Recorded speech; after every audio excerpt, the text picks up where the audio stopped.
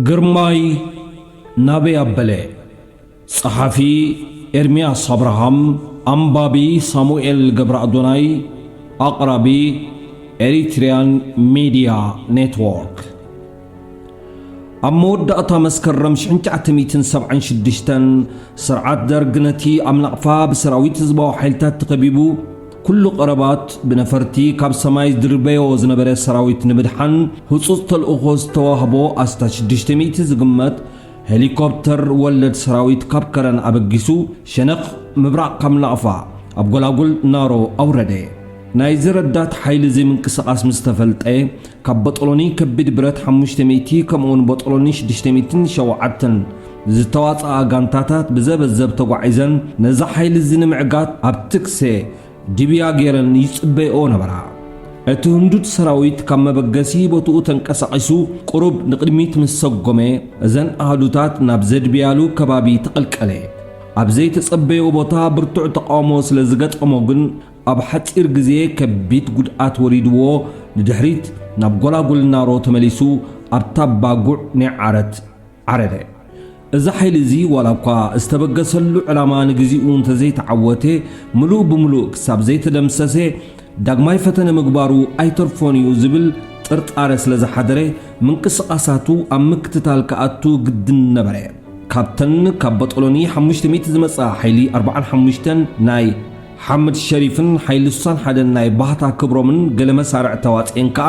ነዛ ኃይሊ እዚ ናይ ምክትታል ዕማም ተዋህበን ካብዘን ኣህዱታት እዚኣተን ግርማይ ደምሳስን ግርማይ በርሀን ዝተባህሉ ተጋደልቲ ኃይሊ 45 ምንቅስቓስ ጸላኢ ክከታተሉ ንቕድሚት ተላእኹ እቲ ቦታ ቃልዕ ምዃኑ ከይኣክል ብዘይካ ኣብ ብራሾታቶም ዝሓዝዎ ማይ ካልእ ስንቂ ከይተማልኡ ነብሲ ወከፎም ራድዮ ርክብ ሒዞም ነቐሉ ግርማይን ደምሳስን ግርማይ በርሀን ኣብቲ ምንቅስቓስ ጸላኢ ንምክትታል ኢሎም ዝወፈርሉ 3 መዓልትን ለይትን ነቲ ዝነበሮም ጽምዋ ብዝተፈላለየ ዕላላት እናቋሰዩ ክሳብቲ ዝደቐቐ ምንቅስቓስ ጸላኢ እናተኸታተሉ ብራድዮ ንልዕሊኦም እናሓበሩ ቀነዩ ኣብ ሳልስቶም በረኸት ፈንጂ ምስ ካልኣዩ ክቕይርዎም ከዱ ክልቲኦም ግርማይ ነቶም ዝቐየርዎም ብጾት ክእክብዎም ዝቐነዩ ምሉእ ሓበሬታ ኣስኒቆም ግርማይ ደምሳስ ንበረኸት ፈንጂ ሓበሬታ ጥራሕ ዘይኮነ ታኽላሽኑን ምሉእ ዕጥቁን ከይተረፈ እዩ ኣረኪቦ ምክንያቱ ዕጥቂ ናይ በረኸት ኮለይ ቦምባ ጥራይ እዩ ነይሩ ጸላኢ ክከታተል ንቕድሚት ዝወፍር ከዓ ግድን ካላሽን ክሕዝ የድልዮ ዝኣክል ሓበሬታ ምስ ተለዋወጡ እቶም ቅያር ኣብ ውራይ ምክትታሎም ከኣቱን ከለው እቶም ዝጸንሑ ድማ ንድሕሪት ናብ ኣሃዶኦም ተመልሱ ናብራ ገድሊ ከም ስሙ ገድሊ ስለ ዝኾነ በዓል ግርማይ ደምሳስ ናብ ኣሃዶኦም ዝተመልሱውን ኣዕረፉን ዝርከቡ እኽሊ ምስ ለኸፉ ግርማይ በርሄ ኣብቲ ዝተኻየደ ድብያ ካብ ዝተማረኻ ራድዮ ርክብ ሓንቲ ክሕዝ ንድሕሪት ተጸውዐ ግርማይ በርሄ ኣቐዲሙ ምልክት ኮይኑ ሰሪሑ ስለ ዝነበረ ራድዮ PRC ተሓንጊጡ ቀልጢፉ ናብ ብጾቱ ተመልሰ ቀንዲ ዕማም ናይዛ ሬድዮ እታ ኣብ ታባጉዕ ናይ ዓረት ዓሪዱ ማይ ብሄሊኮፕተራት ዝጓረተሉ ዝነበረ ሰራዊት ጸላኢ ዝለዋወጦ ዝነበረ መልእኽትታት ራድዮ ምጥላፍ ነበረ በዚ ድማ ግርማይ በርሄ በታ ራድዮ ተኸታቲሉ ዝረኸቦ ሓበሬታን ናብ ልዕሊኡ ዝነበሩ ኮሚሽነር በጠሎኒ ወልደ ሩፋኤል ስብሃቱ ከምኡን ናብ ኣዛዚ ናይቲ ግንባር ዓሊ ሰይድ ዓብደላ ከም መሓላልፍ ወዓለ ትሕዝቶ ናይቲ መልእኽትታት እቲ ንናቕፋ ካብ ከባባ ቀናግፍን ተመኪሑን ተሃንዲዱን ዝመጽእሞ ንባዕሉ ኣብ ሓውስ ተጠብሰ ሄሊኮፕተር ወለድ ረዳት ኃይሊ ብዛዕባ መግብን ተተኳስን ከምኡን ወሰኽ ሰራዊት ናብ ላዕለዎት ሓለፍቲ ዝልእኮ ዝነበረ ጥርዓኒ ሓየ ዓሪባ መሬት ጽልግልግ ኣብ ዝበለሉ ግርማይ ደምሳስን ግርማይ በርሀን ካብ ክፍልታትን ሓገዝ ምስ ዝመጽዎም ተጋደልቲ ይዕልሉ ነበሩ እቲ ዝነበርዎ ቦታ ካብ በጠሎኒ 607 ዝተዋፅአ ጋንታታት ዓሪደናሉ ካብ ዝነበራ ታባታት ድሕሪሉ ኣብ ቅድሚኦም እተን ናሓለዋ ዝተመደባ ኣህዱታት ነይረንን ግርማይ በርሄ መማሃርቱ ዝነበረ ካብ ክፍሊ ታዕሊም ዝመፀ ግርማይ ዕጓጋብር ዝተባህለ ተጋዳላይ ረኺቡ ኣብ ሙቕ ወግዒ ነበረ ካብኦም ፍንጥት ኢሉ ሸዓ መዓልቲ መጋባይ ዝወዓለ መንግስቱ ጥንቅልዒት ኮይኑ ካልኦት ናይተን ኣጋር ኣህዱታት መጋቦ ዝወዓሉ እውን ከምኡ ኣብ ተዛነየ ነበሩ ሽዑ ዝነበረ ዓብላል ዕላል በጠሎኒ ሓደ ካብ ከበሳን ሓገዝ ትመጽእ ምህላዋ እዩ ሓላማይ ኮይንካ እምበኣር ክኢልካዮ ግርማይ በርሄ ንመማሃርቱ ነበር ግርማይ ዕጓጋብር ሓተቶ ሕቶኡ ንስለ ዕላል እምበር ኣብ ሰውራ ዝተባህለካ ክትገብር ምኽኣል እዩ ንቡር ጋማን ዕረፍ ሰጥበል ምባል ደኣ ኣየናይ ኮይኑ ሰበይ ካልእ እናሰርሐሲ ግርማይ ዕቁባ ጋብር ብወገኑ ንኣበርክትኡ ከም ዓብዪ ነገር ከም ዘይርዮ እናሰሓቐ ይመለሰሉ ከምዚ ኢሎም እናዕለሉ ነዊሕ መስርዕ ናይ ተጋደልቲ ኮይኑ ዝተራዮም ምንቅስቓስ ኣማዕደው ብዛዕባ ምምፃእ በጠሎን ሓደ ክዕልሉ ብምጽንሖም እንታይ እዋን ደበኽ ኢላ እናተገረሙ ናብቲ መስርዕ ከማዕድው ጀመሩ ሃየስከ በል ግርማይ ኣርየና ኣብ እዋን ዋርድያ ነቶም ተዓላሞ ከመይ በልኢኹም ትብሎም ወዲ በርሄ ናብቲ ዝቕርቦም ዝነበረ መስርዕ እናመልከተ ሕቱኡ ቀጸለ ደውበል መን ኢኻ ግርማይ ዕቁባ ጋብር ብኸፉ ዓዊሉ ኣቃልሐ ቶም ካልኦት ድማ ነቲ ኣቃውምኡን እሱር ገጹን እናረኣዩ ዝሓቑ እቲ ዝቕርቦም ዝነበረ መስርዕ በቲ ሃንደበታዊ ደውበል መን ኢኻ ዝብል ትእዛዝ ስጉምቱ ገትአ ንሕቶኦም መልሲ ከይሃበ ገለ ናይ ስቕታ ካልኢታት ሓለፈ ሃንደበት ድማ እቲ በዓል ግርማይ ናይ በጠሎኒ ሓደ መስርዕ ተጋደልቲ ኢሎም ዝገመትዎ ሓይሊ ንጋድም ናተዘርግሐ ኣድራጋ ጠያይት ከዝንበሎም ጀመረ ምስኡ ድማ ወደፊት ዝብል ድምፅታት ኣቃልሐ ዝተዋፅኣ ጋንታታት ዓሪደናሉ ካብ ዝነበራ በረኽቲ ኣባታት ድሕር ኢሉ ብምንባሩ ሰራዊት ጸላኢ ብሕሉም መሬት ካብኣተን ተኸዊሉ ክሓልፍ ዘይተጸበዮ ተቃውሞ ገጢምዎ እዩ እቶም ተጋደልቲ ብቕጽበት ኣብ ነብሰ ምክልኻል ኣተው መጋባይ ዝነበረ መንግስቱ በቲ ሃንደበታዊ ተኽሲ ጥንቅልዒት ኮይኑዎ ካብ ዝነበረ ቅንዕ ክብል ብጥይት ግንባሩ ተሃሪሙን ድሕሪት ወደቀ ማህረምቱ ኣብ ርእሱ ብምንባሩ ድማ ከየድ መፀ ተሰውዐ ግርማይ ደምሳስ ካብታ ዝዓጠቓ ናይ በረኸት ፈንጂ ዕጥቂ ናብቲ ዝቕርቦም ዝነበረ ሰራዊት ቦምባ ናፓል ሰንደዎ እሞ በጢሉ ድምፂ ኖትግን ኣውያትን ክሰምዕ ተጸናጸነ እተጸበዮ ድምፂ ምስ ደንጎዮ ኸዓ እታ ቦምባ ዓኪሳ ወይ ኣብ ኣሰናድዋ ገለ ጉድለት ገይሩ ከይከውን ሓሰበ ብኡንብኡ ስለምንታይ ከም ዘይተተኮሰት ትዝበሎ ምስ በረኸት ዕጥቂ ክቃየሩ ከለዉ ናይታ ቦምባ ናፓል ጥዑም ክርቢት ካብ በረኸት ከም ዘይተረከበ ዘከረ ከም ልምዲ ጥዑም ቦምባ ናፓል ከይእውል ተባሂሉ ካብ ሰፈሩ ኣውፂኢካ እዩ ዝትሓዝ ክትጥቀመሉ ክትደሊ ከለኻ ናብ ሰፈሩ መሊስካ እዩ ቦምባ ዝትኮስ ግርማይ ደምሳስ እምበኣር ነቲ ዘጋጠመ ቅጽበታዊ ተኹሲ ክምልስ ነታ ቦምባ ናፓል ብዘይጥዑም ሰንደዋ ከም ዝተጸበያ ንጸላእቱ ረፋቲታ ድምፂ ቃንዝኦም ከየስማዓቶ ከም እምኒ ዱብ ኢላ እያ ኣስቂጣ ብኢድ ኮማንድስ ከይማረኽ ቦታ እናቀያየረ ምስቶም ኣብ ቀረባ ርሕቀት ዝነበሩ ወተሃደራት ክታኾስ ጀመረ ቶም ምስኡ ዝነበሩ ተጋደልቲ እውን ብተመሳሳሊ እስንጭሮ ድምፂ ተኽስን ዋዕዋዕታን ናይቶም ብጨፈራ ወደፊት እናበሉ ንሰራዊቶም ከተባብዑ ዝግዕሩ ዝነበሩ ሓለፍትን ድምፂ በዓል ወዲ በርህን ናቃልሐ ንኣዘዝቲ ሰራዊት ጸላኢ ዓቕሚ ናይቲ ዝገጠሞም ሓይሊ ክግምግሙ ኣይከኣሎምን እቲ ዝገጠሞም ዓቕሚ ውሑድ ይኹን ኣይኹን ግን ዝገብርዎ ስለ ዘይነበሮም ንቕድሚት ካብ ምስጓም ግን ኣይቋረጹን እቶም መጋቦ ዝወዓሉ ብዘይ ዕጥቂ ስለ ዝነበሩ ንበዓል ወዲ በርሄ ጠያይት እናመልእሎምን እናቐበልዎምን በቲ ኣጻድፍ ንላዕሊ ክወፁ ጀመሩ ዝተሃስየ ውግኡን ስውኡን ክተውፅእ ግን ዕድል ኣይነበረን ንስውኡ መንግስቱ ኣብ ሓደ ኸውሊ ኣጸጊዖም ቶም ዝኽእሉ ውግኣት ከም በዓል ግርማይ ዕቁባ ጋብር እናተታኾሱን ንላዕሊ እናሐኾሩን ካብቲ ቦታ ሰሓቡ ንድሕሪት እናዝለቑን እናተታኾሱን እንከለዉ ስውኡ ወልደ ርፊኤል ስብሃቱ ግርማይ ማንጁስን መምህር ወልደ ማርያምን ዝርከብዎም ሓለፍቲ ካብ መንዳዓት ተበጊሶም ድሕሪ ናይ 4 ሰዓታት ጉዕዞ ኣብቲ ከባቢ በፂሖም ስለ ዝነበሩ እናወጠጡን እናሰሓቡን ኣውፅዎም ብድሕሪዚ ተን ካልኦት ኣህዱታት ነቲ ተኽሲ ስለ ዝተጸንበራቆ ምሉእ ለይቲ ክቕጽል ሓደረ ምድረ ሰማይ ብርህ ክብል እንከሎ ኩነታት ኣባላትካ ምፍላጥ ናይ ሓለፍቲ መሳርዒ ይኹን ልዕሊኡ ግድነት ኣውዕዮ እዩ ከም ዝተሰውዐ ዝተፈልጠ ከዓ ተጋዳላይ መንግስቱ ጥራሕ ነበረ እቲ ዘይተመልሰ ግድል ግን ናይ ግርማይ ደምሳስ ነበረ ግርማይ ደምሳስ ናበይ ኣበለ እንታይ ኣጋጢምዎ ዝብል ሕቶ ክህረም ዝረኣዮ ሰብ ኣይነበረን ስለዚ ተማሪኹ ዶ ይኸውን ኣይተፈልጠን ተምሃራይ ካልኣይ ዓመት ዩኒቨርሲቲ ዝነበረ ግርማይ ደምሳስ ኣብ ሓይሊ 45 መድፍዕ ዓጅን መምህርን ኮይኑ ዘገልግል ዝነበረ ኣዝዩ ተዋዛያይን ኣፍ ዘይኽድንን እዩ ልዕሊ ኩሉ ድማ ኣብ ኩሉ ንጥፈታት ኣዝዩ ውፉ እዩ በዓል ግርማይ ዝነበርዎ ስንጭሮ ድሮ ኣብ ትሕቲ ቁፅፅር ጸላኢ ወዲቑ ስለ ዝነበረ ግርማይ ታሪሙ ተሪፉሎም ቶም ወተሃደራት ቀቲሎሞ ወይ ማሪኾም ኣለዉ ወይ ድማ ካብ ዝማረኽ ኢሉ ርእሰ መስዋዕት ፈጺሙ ይኸውን ዝብል ግምታት ኣሕደረ እቲ ኣፈለማ ቦምባ ናፓል ሰንዲዩ ዘይሰለጦ ግርማይ ደምሳስ እቶም ወተሃደራት ህሩግ ምስ በልዎ ከይማረኽ ዝከኣሎ ገይሩ እዩ ነዊሕ ከይጸንሐ ተኽሲ ብጾቱ كابو خفنتت وتادرات صلائي نابو قربو استوعله مواصو خنادي نبرو تم وتادرات بيمانص اغامو كم زخببو مسترد اغدا ابتا زنبرا خموت تنفاسو حبيو كصقط مرصه وتادرات صلائي نغفرغنا بلو نابت زنبرو بوتا تصقعو بمحرኛ خزراربو ابتا بط زبلا خوينو يسمعوم نبره قصف سانين حد وتادر بقلعيت كهر من كلو كم زي سمع موت كوينو قانزا وحيطو تنبله كال وتادر دما بمنكبو سحبو تنقلعيت قلبطو اتا مقلبات نتي كموت ناي منسال بالحاتو امنا فتاني تكوان تنبرت صلمات سلازنبرغن كم تجمرو تنفاسو موحطرح اخول نبره اتي تنقلعيت قلبطو وتادر دغيمو نابتزنبرو انفت قلبطو امو عتقو خفت حلو جمره نحدا تقدلاي بهيوتن كلو عتقي خفت حلو زي حسابيو تخونه تازنبرتو بومبا سنديوايو فتيو صليو نتا زحزا بالحات كعوت انتقوينو كعجس طراي نبرو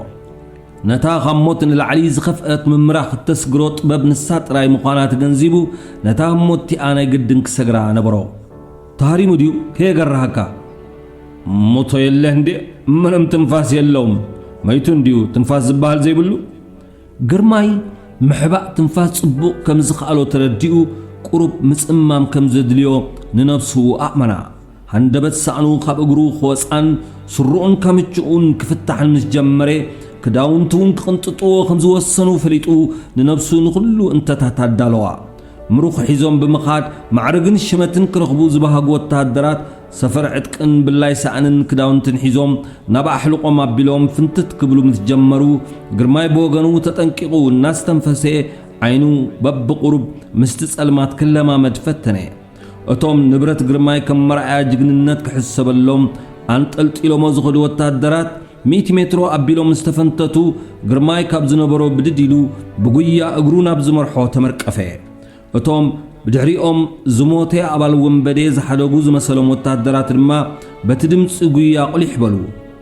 اتموت زبلو قرماي تنسيو خقوي مسرعيو كمستسأوت اللوم تردو قرماي كابتن وتهدرات بقويا مسمح دقي اب حد خولي شقوط إلو امس نصان اتوه بب قرب اتملوات تخسي كابت خبابي النار حق بممصو بصوتو خمززلقو خردا انكلو مريت امو قحو مسبصوتو تحويسو نتي استغفف عتقن نبرتون بعبي دما نتوم نقفا كاب كبابا حراخ نقبر إلو مستمكحون زوفرون زقباهم تمرتي كبوهم تمنى كداونتون عتقن كوسدلون كلو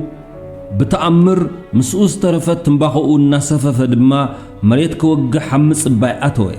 تخسن عمرنا بزحن سلازغدي ابتبرغت تاباتات زنبرا اهدوتات تسنبيرنا او مهلاون زرقاقص نبري كالوت اهدوتات نتوق انترا تسنبيرنا او سراويت صلاعي كنديناي كيتكل ابتاز تخول اللابوتا خوينو نتخونتات امقمقام اتوي مريت بره كبلن كلو تقداديمو نتزحدرلو كبابي ام عزاب اتهابي كمزا مريصو استخول دما دارغا بسلست ربعا بستخولت بعتي مهلاو الرقاقصي ابزي سق بوتا مهلاون غزيو قسانت فطرلو نخندي زاكل غزي بخمزي كم تصنح سلازي فلط اغن كابتات مباخو نقط بخسفف كمزلو مسنبسو تلازبي اتبعتي صبب مبالو كوا كابت زحدرو قرين خمو قال حاجزن تغبرلو سرؤن كامچون تقنطيطو برقاق ماليان كوستمون بقري كم فتفتيو حديرو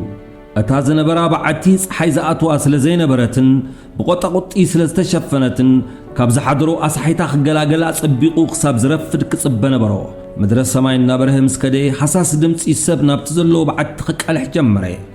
آزانو كر أبيلو دما نتزر الربات كتبولو نفريو خفلت انفتنه كاب جمجم زي حلف نفرنقرو زي سمع المسكونو نابتغفوت نايتبعتي قريبو مصنصانو قصله يالهبت هونيتا انديتنو زلخا يخونتات كمايو بطيقنو مسرت ارداتا باشوكا ياسفلغنال زحاتتنا ياو مسرت ردات الوسوط يدليلنالو بقربو اندميدرس يدرغال وده تارجت سنت يقرال قلطيفو خمز بصحكا غبريو ناب علامه خندي تريفو كالو غرماي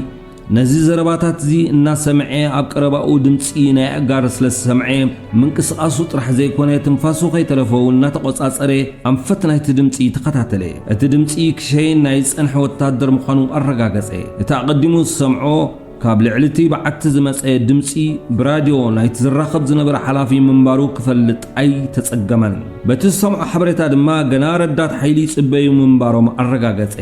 ኣብቲ ምስ ወዲ በርሄ ንሳልስቲ ናይ ቅድሚት ሓለዋ ወፂኦምሉ ዝነበሩ ግዜ ከም ዝተዓዘቦ እቲ ዝወፈረ ሰራዊት ናይቲ ቦታ ብሓፈሻ ከባቢ ናቕፋ ድማ ብፍላይ ምንም ኣፍልጦ ከም ዘይነበሮ ተገንዚቡ እዩ። እቲ ኣብ ዘይፈልጦ ከባቢ ዝኣተወ ሰራዊት ነቲ ኣብ ናቕፋ ተኸቢቡ ዝነበረ ሰራዊት ከናግፍ ከም ዘይክእል ድማ ብሓሳቡ ኣሰላሰለ። ኣብ ከምዚ ሓሳባት እንከሎ ኣብ ኣፍ ናይቲ በዓቲ ቁራጭ ሽጋር ዓለበ እሞ ካብቲ ኣብ ልዕሊኡ ኮይኑ ብራድዮ ዝራኸብ ዝነበረ ሓላፊ ተሰንደዎ ምዃኑ ተረድኦ። ብሰራዊት ደርጊ ከይተረኣየ ክሳብ ክንደይ ክጸንሕ ከም ዝኽእል እናሓሰበ እቲ ኩነታት ብጸረ መጥቃዕቲ ብጾቱ ክሓጽረሉ ተስፋ ገበረ። መሬት ክረፍድ ምስ ጀመረ ብርቱዕ ተኽሲ ተኸፍተ። ኣሃዱታት በጠሉና 500 ከምኡን በጠሉኒ 607 ነቲ ንናቕፋ ፈንጢሱ ክኣቱ ተመኪሑ ዝመፀ ሰራዊት ደርግ ካብቲ ዝሓደሮ ከውርድኦ ጥራይ ዘይኮነ ኣብ ጎላጉል ናሮ ክቐብርኣው ውሑድ መጥቃዕቲ ይፈነዋ። ግርማይ ንምንቅስቓስ ናይቶም ወታደራት ክከታተልን ክጸናጸንን እቲ ግዜ ክዕዘር ኣይተረድኦን። ዋላ እኳ ናይቲ ከይበልዖ ዘርፈደ ጥሜት እንተተሰምዖ ካብታ ትንባኽኡ ሰፊፉ ግምስስ ኢሉ ኣዒንቱ ክደነ። ኣዒንቱ ብኹድናተን ድማ ብሓሳቡ ኣብ ትንተና ናይቲ ኩነታት ኣተወ። እዚ ብምኩሓት ኣዘዝቲ ዝምራሕ ሰራዊት ነቲ ብተጋደልቲ ዝተፈነወሉ ጸረ መጥቃዕቲ እናመከተ ናይ ምድርን ኣየርን ረዳት ኣብ ምጥላብ ተጸሚዱ ነበረ። እቲ ውግእ ሙሉእ መዓልቲ ቀጺሉ መሬት ክሳብ ዝመሲ ኣየቋረጸን። ንጽባሒቱ እውን ሙሉእ መዓልቲ ቀጸለ። ስርዓት ደርግ ንሰራዊቱ ናቕፋ ክብጽሕ ዝከኣሎ ክገብር ስለ ዝነበሮ ብኣየር ዘድሊ ናይ ሰብ ይኹን ተተኳስን ሎጂስቲክን ቀረባት ይድርብየሉ ነበረ። ኣብ መወዳእታ ግን እዞም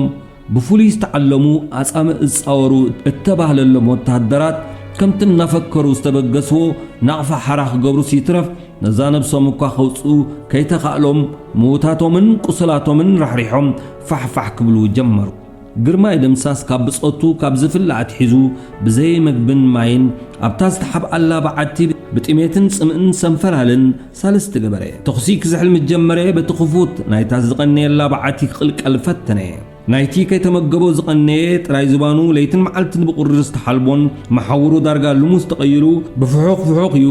ካብቲ መንቀራቕሮ ወፂኡ ናብቲ ስንጭሮ ዝተቐልቀለ። ክንደይ መዓልታት ካብ ብጾቱ ከም ዝተፈልየ እኳ ክግምት እንተፈተነ ምስቲ ድቃስ ሰቒጥዎ ዘሕልፎ ዝነበረ ግዜያት ብልክዕ ክፈልጥ ኣይከኣለን።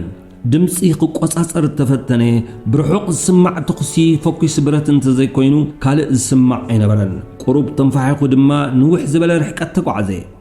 ሓንሳብ ኣዕሪፉ ድማ ኣእዛኑ ጸልዩ ኣብ ምጽንጻን ድምፂ ብጾቱ ኣድሃበ። ሓሳስ ድምፂ ብጾቱ ዝሰምዐ ጢዕምዎ ናብቲ ድምፂ ዝስምዓሉ ኣንፈት እናንፈሓኸ ክድህ ፈተነ። ጎረሩኡ ግን ጋሻ ዝኾነ ድምፂ እንተዘይኮይኑ ንጹር ዳሃይ ከውፃሉ ኣይከኣለን። ንሰለስተ መዓልቲ እኽሊ ይኹን ማይ ዘይሓለፎ ጎረሮ ንቡር ዳሃይ ከድሂ ኣይከኣለን።